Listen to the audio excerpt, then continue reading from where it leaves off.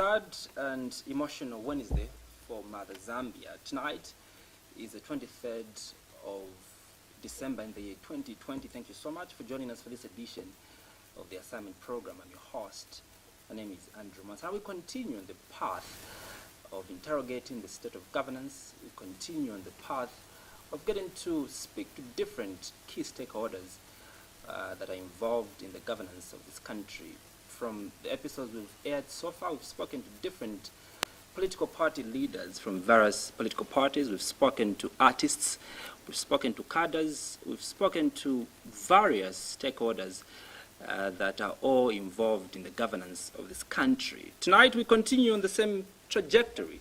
This time around we feature someone that is a philanthropist, an investment and financial analyst.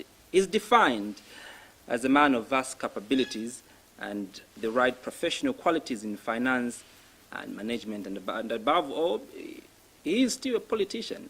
Well, to some extent, he's a politician. Ladies and gentlemen, my guest this evening is George Mtonga, popularly known as Papa G. Yes. Papa G, good evening, and welcome to tonight's edition of The Assignment. Thank you. It's good to have you. Thank you very much.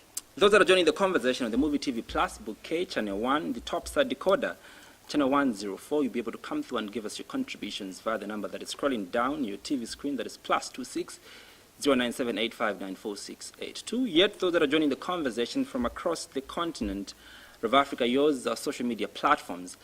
Our Facebook page handle is Ask Movie TV.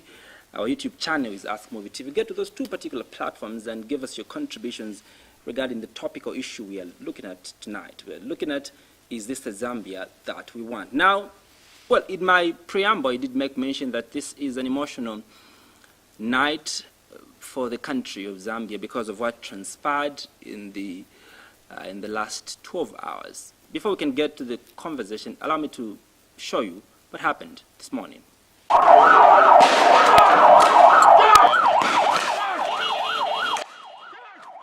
The Zambia Police Service is back in news for all the wrong reasons, mercilessly beating up United Party for National Development UPND cadres near police force headquarters. The UPND cadres were apprehended in a dramatic police dragnet at an unknown location. These cadres attempted to escape the police dragnet failed as they realized too late when they were already surrounded by the law enforcers.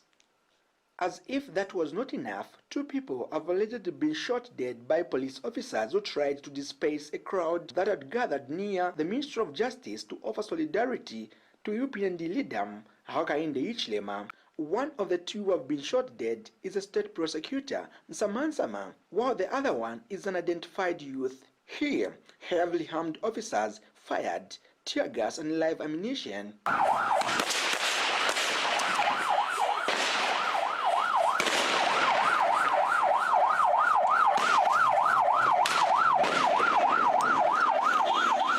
Earlier, police officers fought running battles with UPND cadres around the country's highest court of appeal, Supreme Court.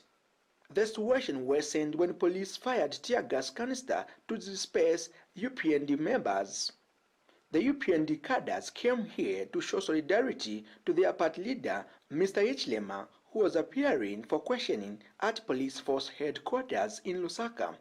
Recently, police summoned UPND leader Mr. Hichilema for questioning over reasons yet to be established. Patrick Mackay, Muvi TV News.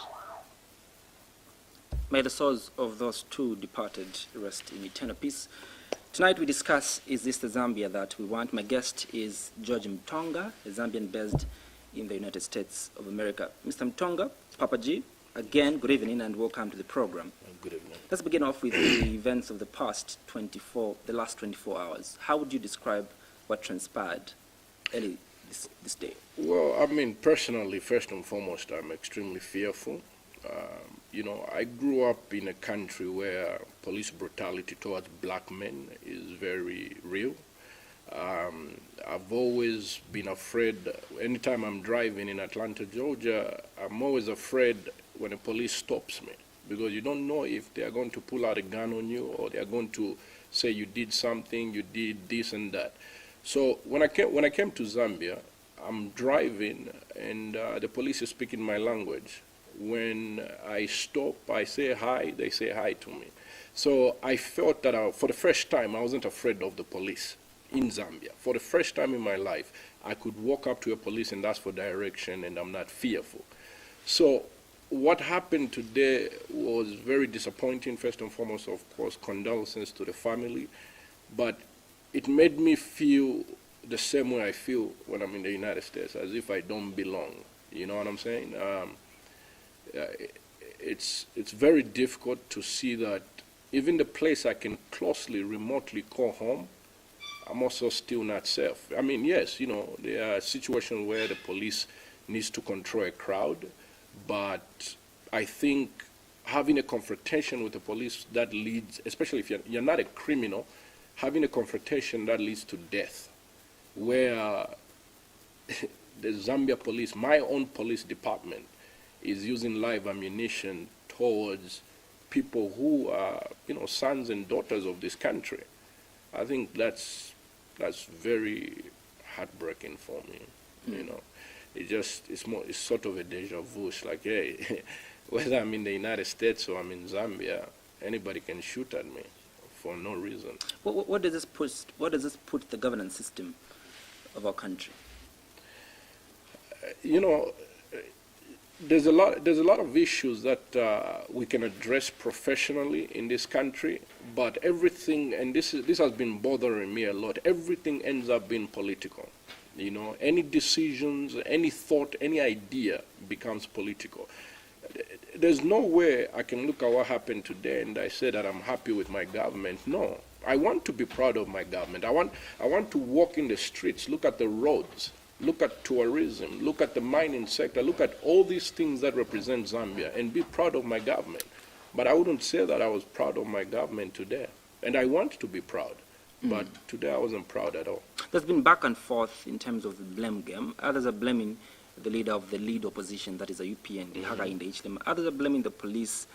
Others are blaming the minister responsible for Home Affairs, Honorable Mtonga, because just a day before he did issue some strong sentiments against anyone that is going to act unruly today. From your lens, who should take the blame game? I do know for a fact that also Madam Nalumango from the UPND did blame Chilufya Tayali, who happens to be a friend. But from where you sit, who do you think the blame should go on? Well, there's only one group of people that are professionals here, and that's the police. Regardless of what's happening, who's saying what, we only have there's only one group that are professionals, and that's the police. And when you unleash professionals in any situation, it's like you send somebody to do a raid on a house. If there's a professional way of doing it to mitigate people getting shot. So regardless of what Tayali says, that nobody cares about that. I'm not even going to worry about that. Regardless of what those people supporting HH do, nobody's going to worry about it. We only have one professional group of people that were present that can control the situation professionally, and that's the police. So if we have guns going off, I mean, it's the police are the ones that make the decision whether they use tear gas or they use live ammunition. Hakainde Hichilema is not telling them to do that. Tayali is not telling them to do that. But they are the professionals. So as professionals, we have to act in a professional manner. If I see people running around, I know that if I use an AK-47, I'll kill somebody. So what do? My professional teaching will allow me to use tear gas because I want to minimize destruction to property as well as life. Well, fair enough. Those that are blaming HH are saying that, look, the police did warn you that don't carry cadres when you're going for those investigations, yet he didn't listen to the directive of the police. And so don't you think now it justifies those that are saying HH should be to blame, because if he was responsible enough, knowing that the police are unprofessional, because this is not the first time that the police act in this manner. You know, I think they've acted like this in a couple of times. Don't you think he didn't exhibit leadership by not addressing his supporters, not to, because, well, what can the police do to HH? They'll just getting information from him. Don't you Yes. think, now the blame still gets back to the one that permitted these supporters to come with him? I don't think it's a permission on HH's part. Regardless of whether HH said don't come or come, people were going to show up. You see, once people showed up, then the professionals needed to react to those people in a professional capacity. Ask anybody who's in PF or anybody in UPND, they will go with the crowd. Whether you tell the crowd don't come, that crowd will come in. You see, that's the nature of our politics. There's that fanfare. Somebody's going to court, people are there to support them. This person is doing this, people are there to support them. So I don't think you'd blame HH, because whether HH said don't come and they showed up, would you argue the same sentiment? No, you wouldn't. So regardless of HH's feeling, the fact remains that we have professionals who are trained to deal with those specific situations. That's it. We're getting into a very critical year, that is 2021. I think 8 days from now we'll be getting into 2021. Very critical year, for Zambian, politics. I don't know for a fact that you graduated from a class of politics. Yes. How should government, perhaps through these agencies like the police, begin to position itself to ensure that high levels of professionalism are exhibited when there are things like this? Because, well, I'll give you examples of, some protests that are perceived, or some march pasts that are perceived to be pro-government. Those, I remember those in Livingstone and those in Lusaka that marched, to go and petition the president to institute a commission of inquiry into privatization. Thousands of people, students, and marched to State House, and we didn't see any of what happened today. But a group that is perceived to be, well, not perceived, actually, a group of the opposition is nearly doing the same, escorting their leader. Yes. Yet we see death. Yes. As we go towards the 2021 election, without a doubt, this is a country of laws. And regardless of who you are, you can be an MP, you can be an opposition leader, you can be anybody. Everybody yields to the law of this country. And I think it's one of the most patriotic things you can ever do is abide by the laws of this land. If the police say that you can't do A, B, C, D, do not do it. You see, that's just how we're supposed to live as a civilized country. The problem becomes when the police becomes more of an enforcer towards a certain group of people and are not enforcing the law as a general thing. If I'm driving, I go above the speed limit, I should get a ticket. If you are driving, you go above the speed limit, you should get a ticket. That's it. That's the job of enforcement. But if I'm driving and I'm driving a car that has specific colors, they'll give me a ticket. But when you drive, doing exactly the same thing that I'm doing, when you are driving, they don't give you a ticket. Then it's a problem. But otherwise, in terms of what the police should be doing, I think they should make it clear that they're not going to take any sides. Their job is... From where you sit, clearly they've been taking sides. I mean, I don't think that's something anybody can doubt. The enforcement of the law hasn't been general. There are certain people that are pushed in the corner further, and there are certain people that, are kind of Others argue treated that nicely. our police service has been infiltrated by cadres. To what extent do you agree with such sentiments? I'm not necessarily going to agree with that 100%. I think we generally interact with the police when it comes to politics. But the police do more than that, you see. They are cleaning up the streets. They are cleaning up drugs. They are solving murder issues. They're doing a lot of stuff. So I don't think, if it's been infiltrated by cadres, then the only thing they would be doing is pure politics. But that's not what our police are doing. They are doing a lot of work that we don't see. Do I feel that there's a certain level of bias? Yes, I do. But again, remember, this has been the general history. Whoever is in power generally has received some type of favoritism with the police. And that needs to change, because the police has to serve everybody. So do I feel there are certain people who support the ruling government that are in police and may use their positions for that or for the advancement of the ruling party? Yes. And I think even if UPND had to come into power, I don't see that dynamic changing. The politicians themselves, those who are in power or those who may be in power in the future, have to say that no, you are an independent organization. Your job is to enforce the law, regardless of who is in power. That's it. For the last time, let's get to look at this clip. We discuss a bit again on this particular issue because I think this is one of the most critical issues that needs quite a lot of time and attention. Let's play the clip again. On the other side, do join us.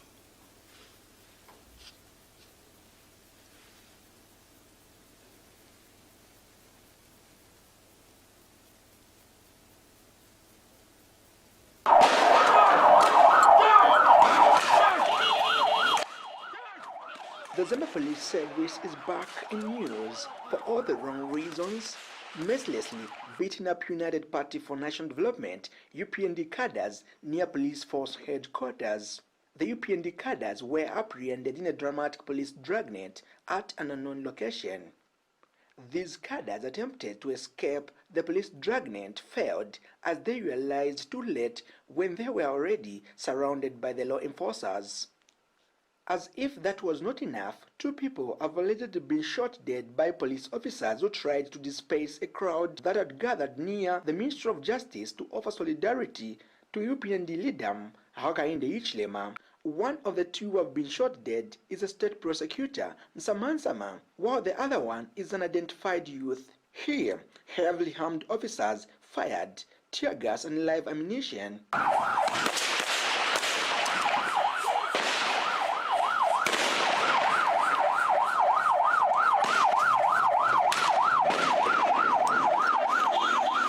Earlier, police officers fought running battles with UPND cadres around the country's highest court of appeal, Supreme Court.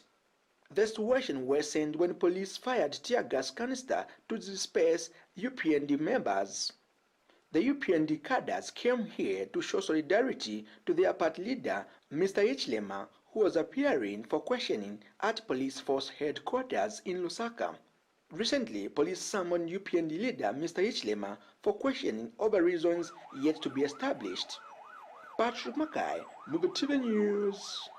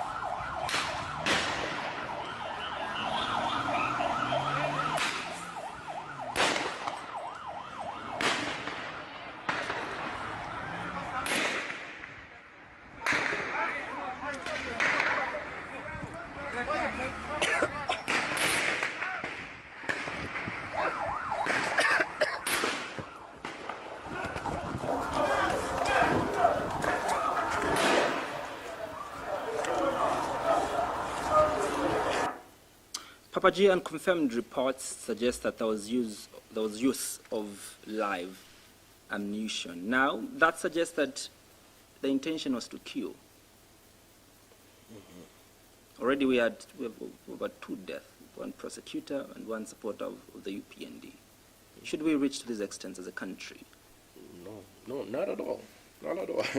I mean, you have a group of Zambians, they are chanting slogans, they are doing this, they are dancing, they are participating in our civic society.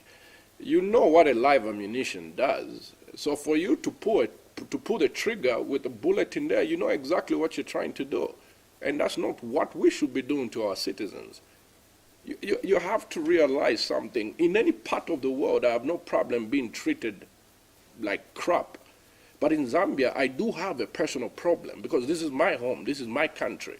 You see? So yes, you disagree with me for all I care. We are a culture where we have different ideas, different opinions. Disagree with me.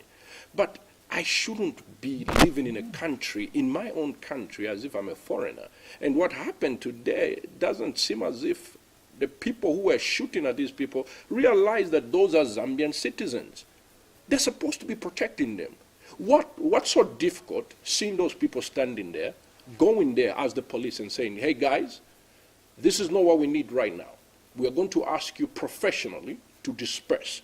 What's so difficult about doing that? Why the need for the guns, all that? We're not a war zone. We don't need any of that. You can literally just walk up to them and say, hey, gentlemen, ladies, this is what we are trying to make sure that everything is good, so please, can you disperse? We do not want to use force.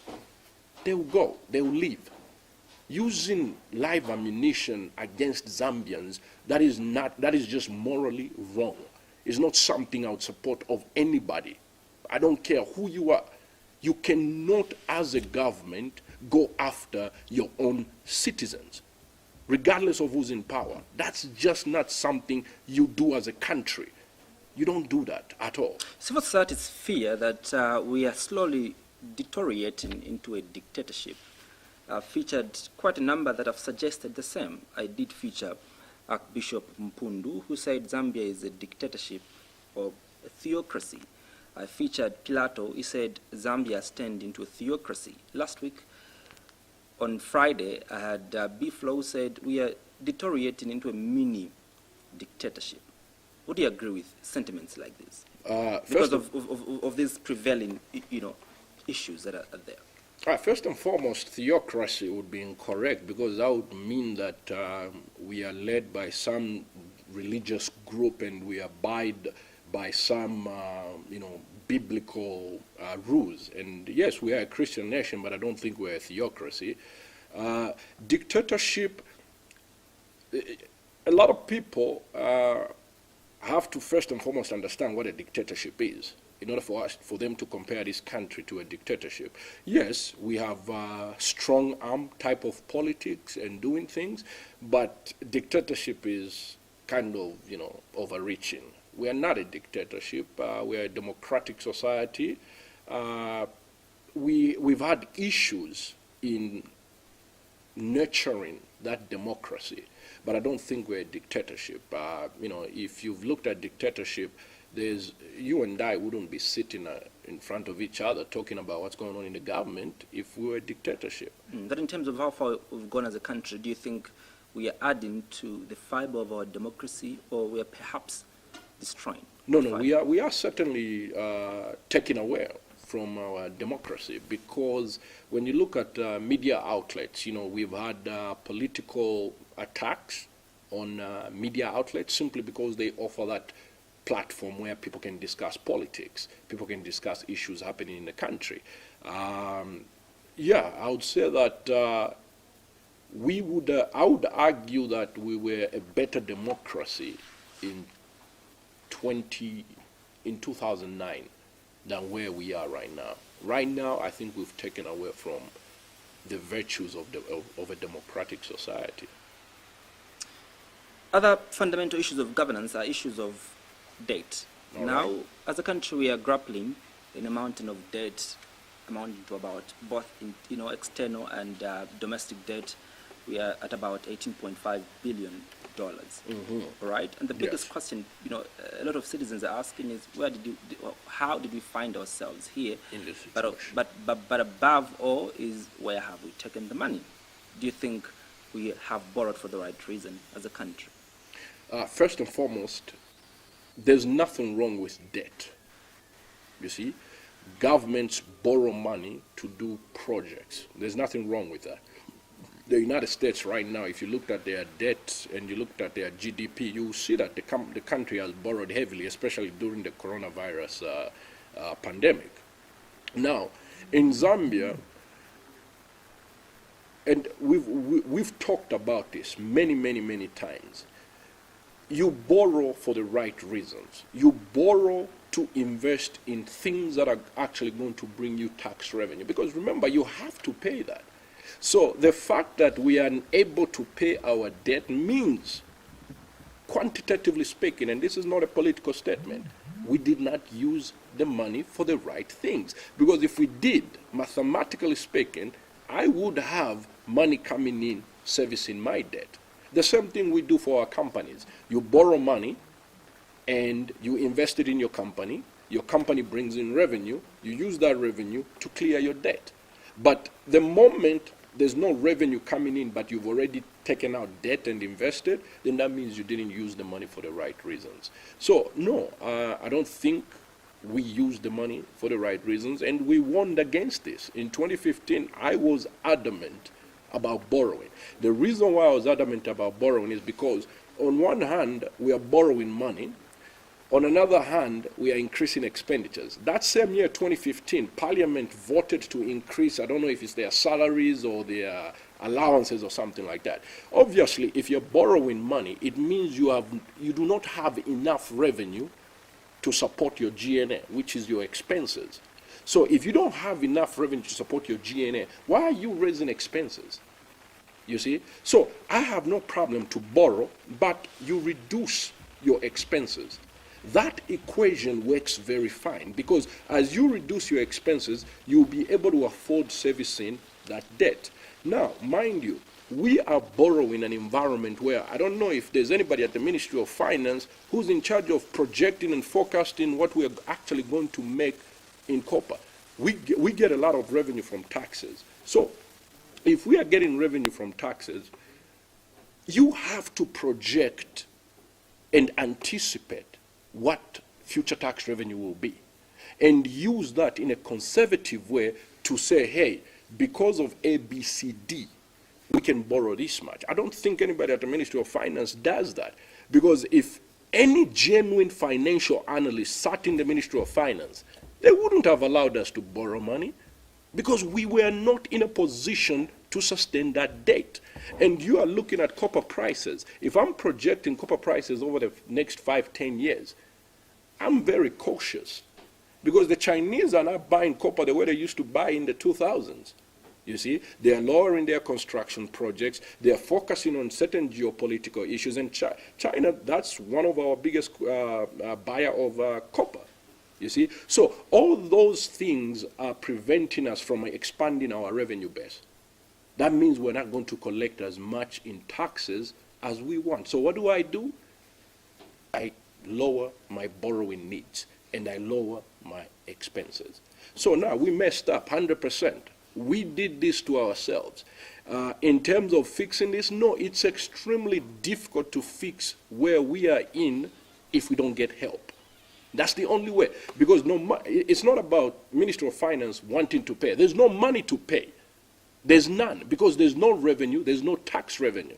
So what's the only solution is to get these guys who we owe money and say, hey guys, this is the situation we are in. You and us need to talk. That's the only solution. We tried to speak with them. We did, default on our interest coupon payment of about 42.5 million. Government called it strategy because that their own reasons for defaulting. Do you think this is the right strategy as a country to deliberately default? Because we did have the capacity to pay, but then it entailed that we needed to pay these other people that we borrowed from if we had to pay that interest coupon. No, we had no capacity to pay. It's one of those things where it's like, I have to pay you, I have to pay that person. So I decide to default paying you, and I decide to pay the other person. That means I had no capacity in the first place to pay you. No, we had no capacity to pay. That's why we defaulted. Well, the minister said we had capacity to pay the $42.5 million. But then, if we had to pay, that money, then the principle of pari passu, needed to apply. We needed to pay, clear all our interest coupons. Well, that is according to the explanation that was given by the minister. No. I don't think we had capacity to pay, because if we had capacity to pay, you just pay. If you have the money, pay, and we move on. That's the legal contract we were in. The reason why we didn't want to pay is because remember, not paying. If I'm a Minister of Finance, I'm worried about our credit score. Yeah. I'm worried about that. So do you really think I'm going to default if I have money to pay and then the Moody's and Fitch and all these guys, they bring down my credit rating? No, I wouldn't do that. So the fact that I defaulted and I allowed our credit rating to drop means I don't have money to pay. Because there's no way anybody who has money would say, I'm not going to pay and allow their credit rating to drop. Because remember, if my credit rating drops, even refinancing my current debt is going to cost me more money. So I want to protect that credit rating by all means, so that the next time I'm sitting down with all these people that we owe money, I can say, hey, look at my credit rating. It shows you clearly that I don't default. Yes, I have a lot of debt, but I always manage to pay my interest. Now, considering COVID-19, considering all these issues and all these variables preventing us from actually accruing a lot of tax revenue, considering all that, I think you guys can look at my history of payments and look at my credit rating, and let's discuss a restructuring. That's a better way of doing things. But to say, oh, I have money and I decide to default and my credit rating drops, that doesn't make any financial logical sense. Speaking about solutions, the president did launch the economic recovery program that will run from now to about 2023. How feasible, do you see this? Oh, it's purely impossible. You see, you have to understand something. Simply, the launching of something and the money actually associated to that being successful, they have to align. We don't have money to be launching anything. We don't have money for these programs. Because again, if we had money, we can clearly articulate a proper vision, a proper program, and we can say this is the amount of money that we have. But right now, we can't even borrow more money to even discuss those economic recovery plans, you see. But however, you have to also understand something, that we are in a very unique situation where yes, the government has some issues, but you have to understand COVID-19 has really destroyed a lot of things in the private sector. So this is something I think that the private sector and the government, I think, has to come together and work together. I don't think we should simply depend on the government, especially when it comes to this recovery. Because remember, the government takes money from taxes and then they reinvest in our economy.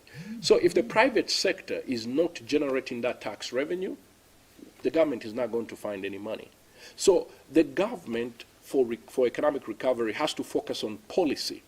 Look at taxes. How can we reduce taxes so that the private sector has more money with it to hire more people, to buy equipment, to fix buildings, to invest in advertising, so that people know that Zambia is open for business, you see? So I think the government has to focus more on policy that's friendly to the private sector, and that includes lowering taxes. We are paying 35% in corporate taxes. In the United States, you pay 21%. Lower that tax rate to 20%. Allow more money to stay in the Zambian economy, and allow private individuals to direct the development of our country. Well, fair enough. Earlier on, we spoke about, the date. We're still talking about the date. Yes. You spoke about, there's been wrong investment Yes. in the debt that we accrued as a country. We've highly invested in infrastructure, and I think the infrastructure is very visible. Why is infrastructure the wrong site of investment? If you build a mall, the shirt at the mall costs 2,000 kwacha. Who are you building it for? Yes, I can see the mall, but who really can afford that? You see? So it's not just a matter of building buildings. I can build buildings and I can't rent them out. You see? We've invested in infrastructure that serves specific groups of people. And this is why you cannot necessarily see progress as a result of that infrastructure. Because if you go to the mall, who do you see buying stuff at the mall? I'm not seeing when I'm tallying Quad George at the mall. Most of the time, if I see them, they are actually maybe asking for money in the parking lot. You see? So when it comes to investment, you have to clearly outline the potential returns. Just because people are saying, let's build roads, doesn't necessarily mean at that particular time, spending that money in building roads is the right thing. And this is why we can't pay these loans, because we've built all these things that are not producing tax revenue. You see, it's better you invest directly in the Zambian people, because when the Zambian people are being invested in, proper healthcare, proper education, do you know what happens? They go to ShopRite because they are educated and they can get a job. They'll buy stuff at ShopRite. But clearly, I think they have invested in healthcare.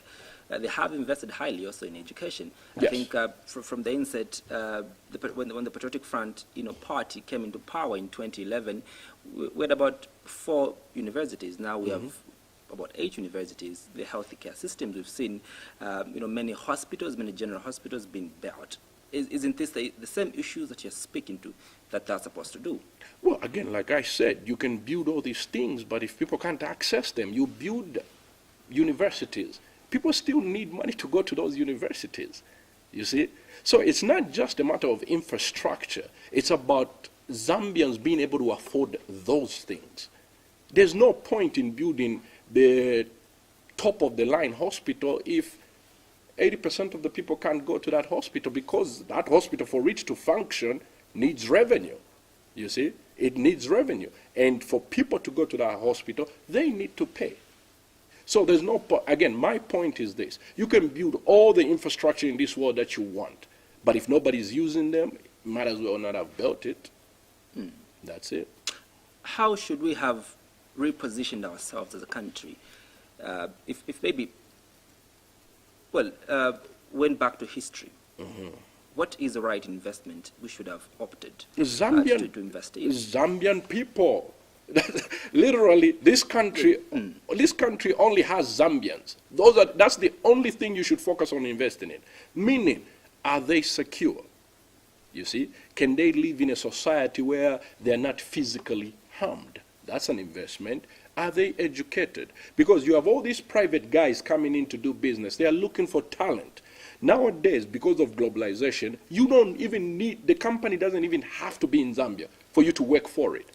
But if we give our children, our own people, access to education, then they can come in and become doctors, lawyers, and all those things, you see? So for me, and I speak as an investor, if I'm given money right now and they ask me, George, what are you going to invest in Zambia? I'm looking at the Zambian people. What do they need? What can I put money in to mitigate poverty and increase their productivity? That's it. I'm not just going to wake up and say, I'll build infrastructure. I'm just not going to wake up and say, I'll build a hospital. No, I need to say, if I'm building a hospital, does that mitigate anything about the lives of Zambians? If I'm building a school, does that increase access to education? Can Zambians afford what I'm building? You see? So in the end, the centerpiece of investment for this government or any government is its people. That's it. Everything falls out from that investment. Because you're talking about infrastructure. If I invested in making sure that a generation of Zambians is educated, do you know the type of work these guys will be doing and how much I'll collect in taxes? I can come and build all those roads, you see? But the starting point is the Zambian people. That's always the starting point. Do you see the potential, the competence in the current administration to be able to dismantle this huge mountain of debt? Oh, no, not at all. For you to accumulate this debt, that means you didn't know what you were doing. You see? So no, there's no way they can come up with a way to fix it. It's just the only solution, like I said before, is to sit down with these guys and tell them, hey, this is where we are in. Because remember, if I was competent enough, I wouldn't be in this situation. The fact that I'm in this situation, that means I didn't know what the hell I was doing.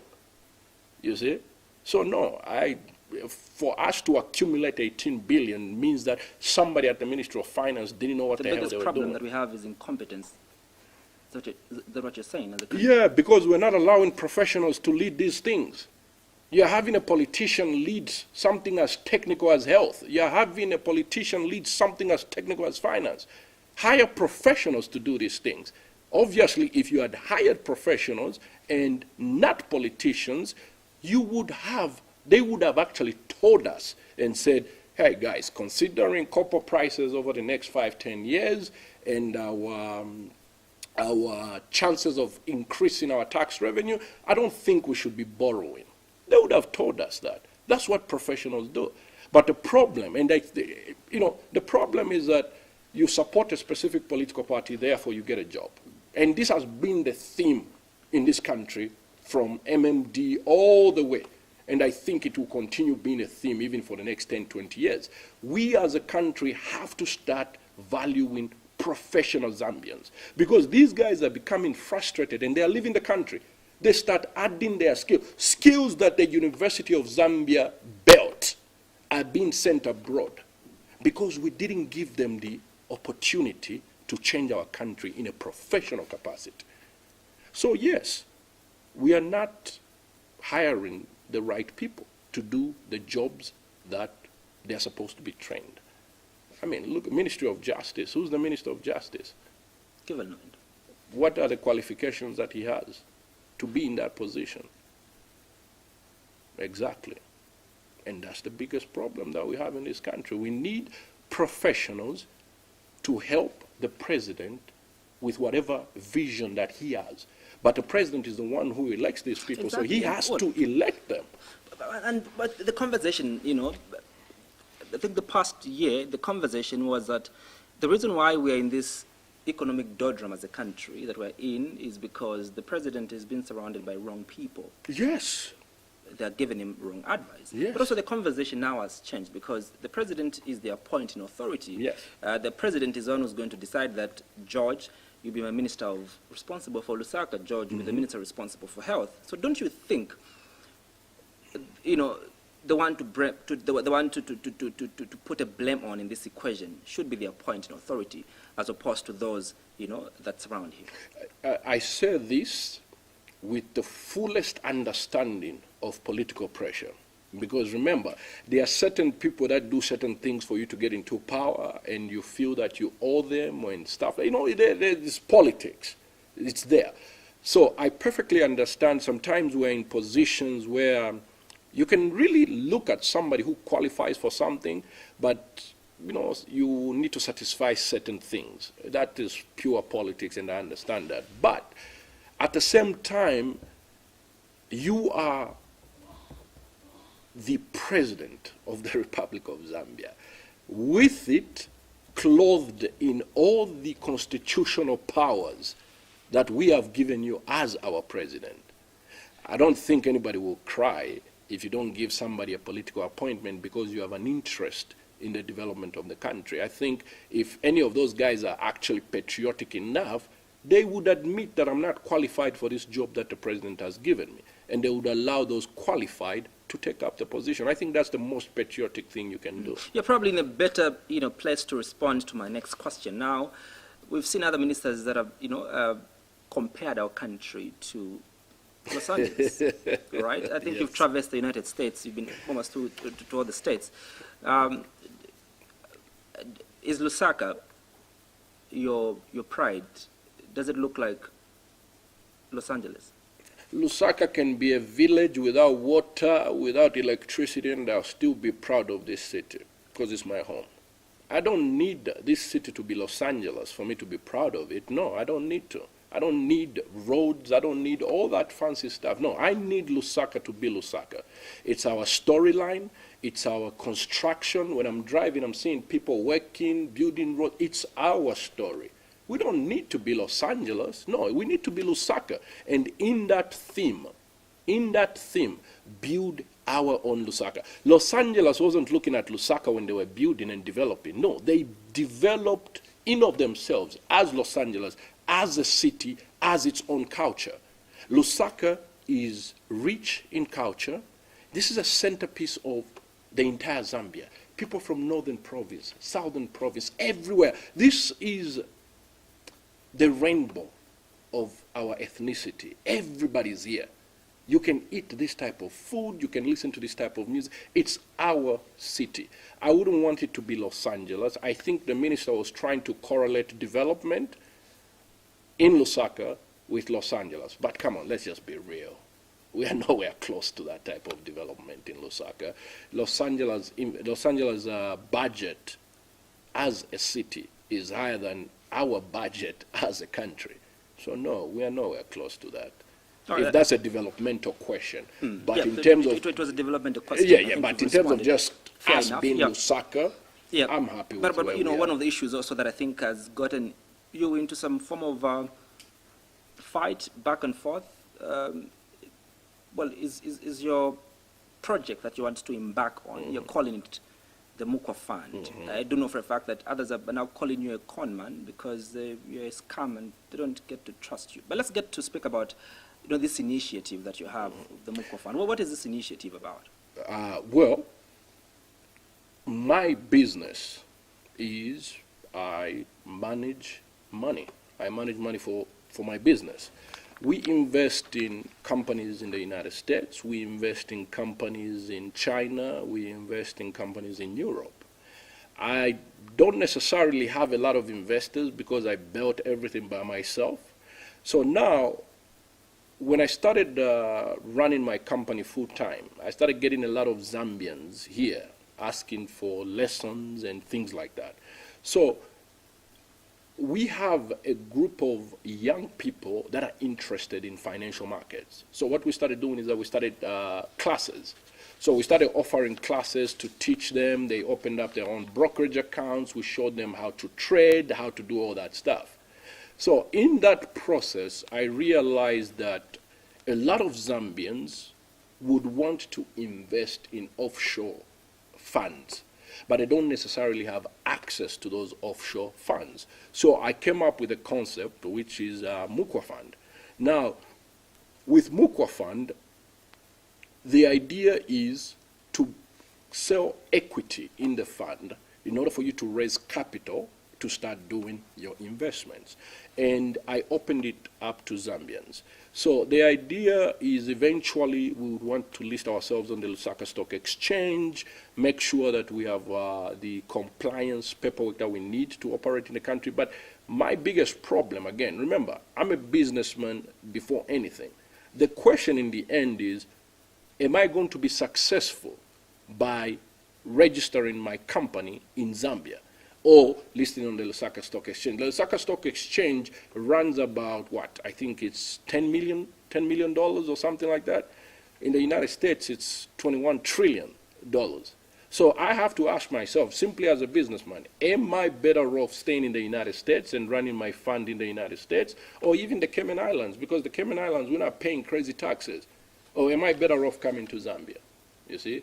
So those are questions that Would I this have be to a ask mutual myself. fund? Or do we... No, it's simply, you know, mutual funds, you have mutual funds and then you have hedge funds. So you have different funds that have specific strategies.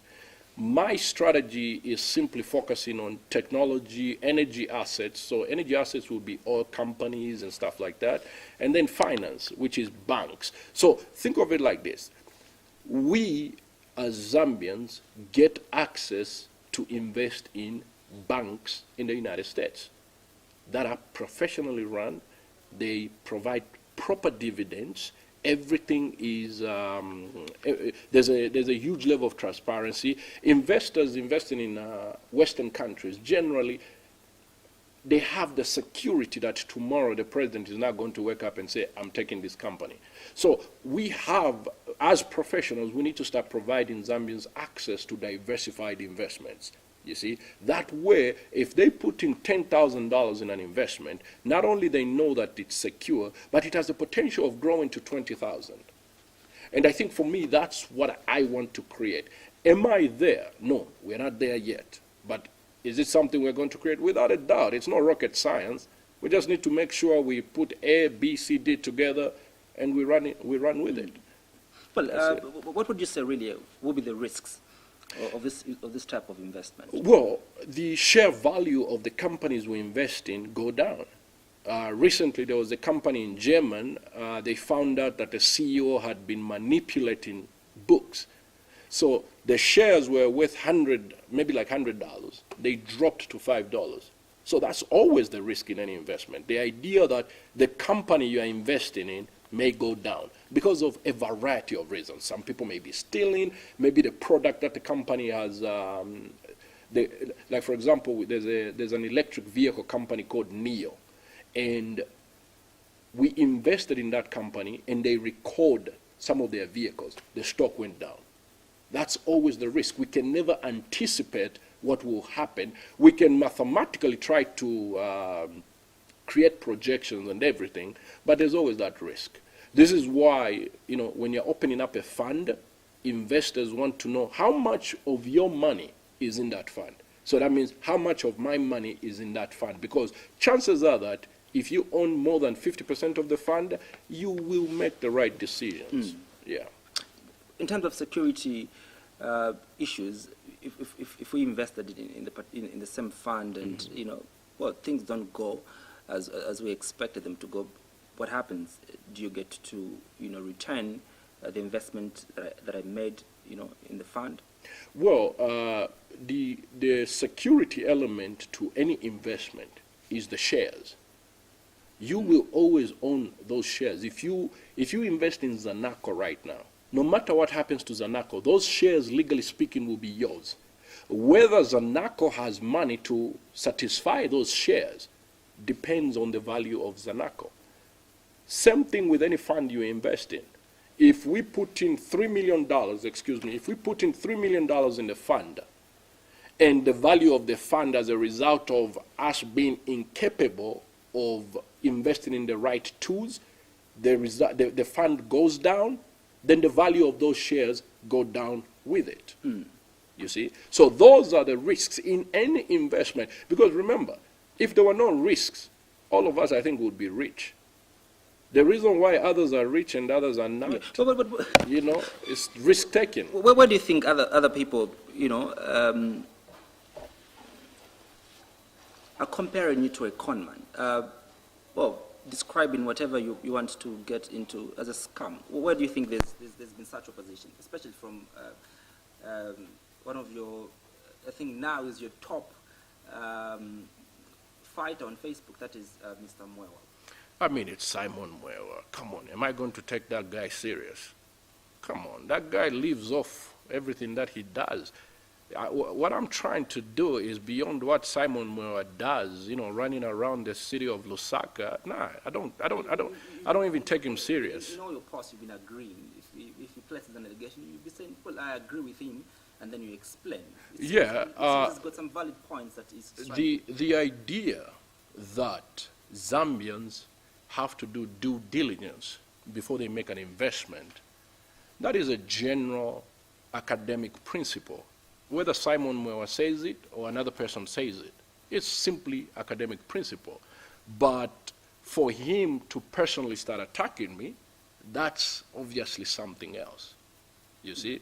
You coming to me and saying, well, you know, you're presenting this business idea. Any business idea that you come up with, you need to do your work. I'm not responsible for treating you like a baby. You are coming in a group of businessmen to make money. So do your work.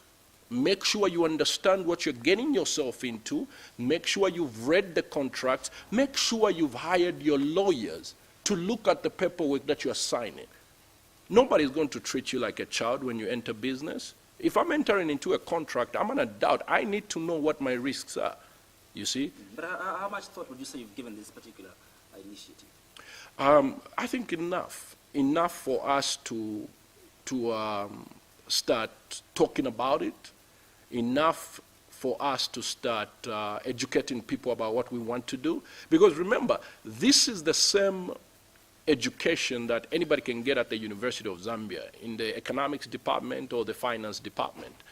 You see? So I think we are at a level where we want to educate people. It's not just about investing in a specific fund, because remember, there are so many funds out there that you can invest in. The main thing is understanding how financial markets operate. Because a lot of people will bring $10,000 thinking that they are going to turn it into $50 million. That's unrealistic. You always remember this. Whatever you think you can do, why didn't other people do it? If I can turn $10,000 to $50 million, I would just do it for myself. You see? I wouldn't even start talking about selling equity in a fund and trying to talk to investors so that we can do this. You see? So I think the responsibility is on an individual level. As a businessman, I will offer ideas, and those who are interested in those ideas will partner up with me. If you feel that our ideas, same thing with Tesla. Tesla tried to sell, Elon Musk tried to sell Tesla to Apple. Apple refused. Tesla is worth almost $500 billion. So everybody makes their own decision in business. But in terms of putting credency, you know, on that particular initiative and on your name, what is your track record in terms of business? Well, I graduated with a degree in economics and political science. I started working for Goldman Sachs as an analyst. I've been an analyst for almost 13 years. I've built companies that I've sold. I had an ATM company in the United States. I sold it to an investor. I've had restaurants that I've invested in. So I mainly operate as an investor. And when I enter a business, I always look for businesses that are not where they're supposed to be. I come in with capital, I grow that business, and I sell my side of the business. So if I buy 30% in a business, I'll be there doing development work, doing business development and all those things to make sure that the value of that company grows. Once it grows, I sell my shares in that company because maybe I put in $300,000. Now I can sell my position for $700,000. So I've been doing it for 13 years. I've actually worked as a professional in the investment world and at the same time in privately investing in companies, business ideas. Some, I would say 90%, maybe 90% will fail, 10% may work, but that's the risk we take in any business venture. Many think you live a counterfeit lifestyle. What you portray yourself on social media is not really who you are. What is your network? My brother, everybody on social media is rich. I mean, if I'm going to be poor in real life, at least on social media, let me be rich. You see, I don't think I owe anybody to tell them how much I'm worth. It's my money. I work for it. I don't need to tell anybody. It's the life I live. Everybody has their own life. We can meet at Chicago's, have drinks, live life. That's it. But nobody's going to go in my bank account because you were not there when I was building my money. That's it. Well, another reason that has been given as why we shouldn't add credency to your name is the fact that you're found with conmen like Chilfie Tayali. I think Chilfie Tayali, you guys, you see the problem in Zambia. But also, you know, there's been not only that in terms of your businesses, but you're one that is perceived to be one that is a sympathizer of the UPND. Chilfie Tayali has been, you know, a political opponent that has been fighting, running battles with HH. He's the one that is dragging all these issues. What happened today partly is because Chilfie Tayali did take those issues to the police. All right. Doesn't that put you in a very compromised situation as, you know, a good friend of HH and all that? So the question is two parts. Yeah. The idea was The association. The association with Tayali. Remember, you know, a lot of you guys have known Tayali as, you know, in terms of the work that he's been doing. I've known Tayali for a long time. You know, the time that he was more sort of an activist than a political, as many people call it, political gun, you see. So I've known him on that level. We've worked on cases in our country, in our community, where we've helped people. And that's the philanthropy work that I've done. When I had a funeral, Tayali was one of the people who reached out and offered condolences.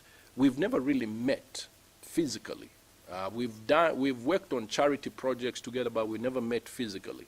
So when he offered his condolences and said, you know what, I would love for us to meet and just talk. I said, my brother, there's no reason for me to say no. You see, we can meet and we can talk. And that's what we did. We met and we talked. And I mean, off the record, we talked about everything. I asked him, what are your, considering what you're doing with UPND, if UPND comes into power, how are you going to operate, knowing that you've created this animosity with UPND? So those were the questions we were discussing. And the good thing is that before our discussion, I clearly made it, it was very clear between Tayali and myself to say that we are going to discuss as adults, gentlemen. You and I don't have to agree together to agree on an issue, but we can sit down and discuss. You will keep your points, I will keep my points, but we will try to find out why you do what you do and why I do what I do, you see? And that was a discussion, you see?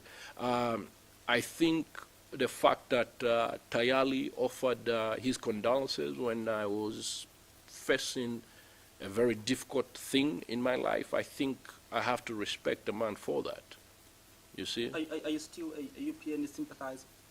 Or have you been one before? Well, yeah, of course, without a doubt. I think HH is an amazing guy, he's an amazing intellectual. I've had the opportunity to talk to Hakainde Hichilema, academically speaking, probe his mind, do all those things.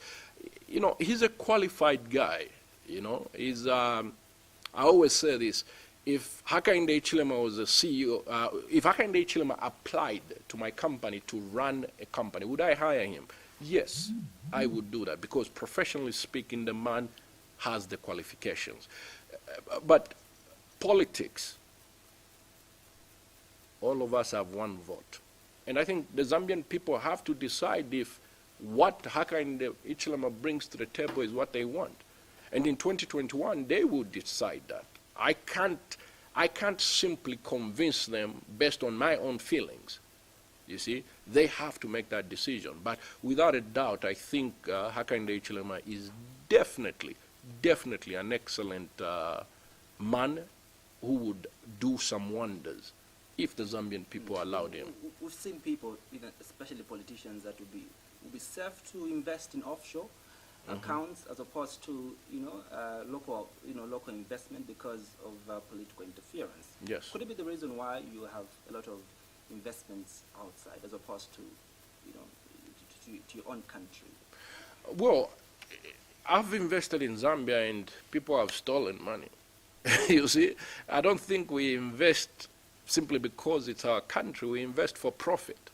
So if I'm with a group of guys and we say, hey, let's raise $1 million to do a project, I'm not going to convince them to invest in Zambia if the returns in Zambia are not higher than the USA, China, Britain, South America, Australia, or any of these places, or even South Africa. Businessmen invest for profit. And this is why I think as a country, we have to attract people and tell them that you can make more money here than anywhere else in the world. That's the only time businessmen come here. So no, professionally speaking, there's no way I would choose Africa as a destination for some of my investments. We make more money in the United States than we would ever do in Africa. So why would I advise my friends? Because I think we're seeing a lot of investment coming to Africa, especially from China. Well, much of the investment is in Africa. Yeah, but the Chinese are willing to take that risk. You know, they have a state fund worth trillions. They can afford to lose $100 million here and there. But for me, as a small business, I can't afford to lose 100,000. Somebody speaking, you wouldn't advise, one to invest. Well, you have to choose the sectors.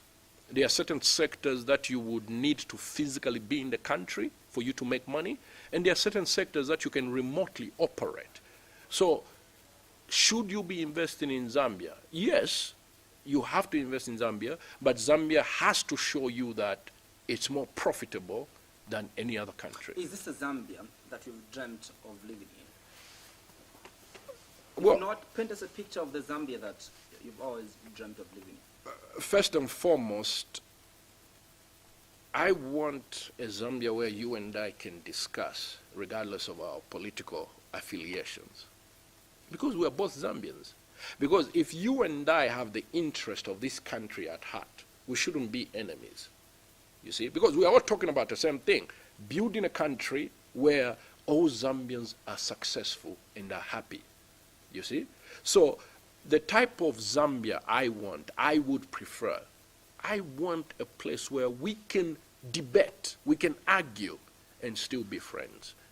But in terms of, oh, I want lights here, I want this, I want these roads, no, we have time to build that. Because remember, it's not long ago somebody else was in charge of our destiny. 1964, that's when we started truly, remotely, not even 100% ownership of our destiny, because even right now, copper prices are being done in London. So we cannot truly say that independence gave us control over our destiny 100%. So I don't expect this country to be Los Angeles in less than 60 years. The United States is almost 400 years old. That Los Angeles is almost 400 years old. We are barely at 60, you see? So I don't expect development comparable to other places. I'm willing to do the work. I'm willing to do the work in the country to get it to where it needs to be. But the one thing that I would change about this country is the animosity. I think there's so much hatred for things that we can simply sit down and iron out as Zambians. Simply say, what do we want? Let's talk about the areas that we agree on. If we find ourselves disagreeing on a lot of things, let's put that aside. Let's talk about what we agree on, and let's work on those things. We can always come back to what we disagree on, because maybe by working together on what we agree on, we'll find certain areas of strength that when we go back to what we disagreed on, we realize that there was actually nothing to disagree on. So the type of Zambia is that for me, where we as a country, regardless of tribe, regardless of politics, regardless of race or religion, we can come together and build this country, because this is the only country that we have. There's no point in being enemies if we are all interested in the development of this country, which I assume all of us are, unless other people are not interested in that. You seem to be loved by many because of your philanthropist work. Mm-hmm. What inspires you to give? Of course, I was in the same situation that most of the people that we help are in. You know, I'm from Masala compound in Ndola. I didn't grow up with any luxuries. I grew up at a time when we had black. It was a situation where the highlight of our generation was connecting lights to our houses. We were the first people to see that. Otherwise, a portion of our lives, we grew up with Kolovoy. At night, you are 6 years old. You have to go outside the house to use the bathroom. That's the life that I'm from. And those are the Zambians that I identify with. So if somebody comes to me and says, Papa G, it's not rocket science, because I've been through that. I've been in a situation where there's no food at the house. You understand? So for me, helping is not because I have a lot. No, I'm also fighting to pay my bills, to do this, to do that. But I sympathize with those issues because I know what it means to struggle. I know it 100%. Nobody can ever tell me otherwise. So my philanthropy is not an agenda, and this is why choosing, if anything that I do tries to prevent my philanthropy work, I would stop it, because that is more important to me than anything in this world. You understand? So helping Zambians is not helping somebody else. It's me helping my aunt that I couldn't help when I didn't have the tools to help her. So my philanthropy is very personal. I understand these issues not academically. It's something that I've gone through. It's something that I acutely understand. That's why I do what I do. Papa G, thank you so much for having made time to appear on the special edition of The Assignment. Thank you. Appreciate a lot. Thank you, my brother. Thank you so much to my producer and director, Mavuto Piri. I've been speaking to George Mtonga, commonly known as, or popularly known as, Papa G, a philanthropist, investment and financial analyst. We've been discussing, is this the Zambia we want. I hope you enjoyed the program like I did. For now, good night and God bless Zambia.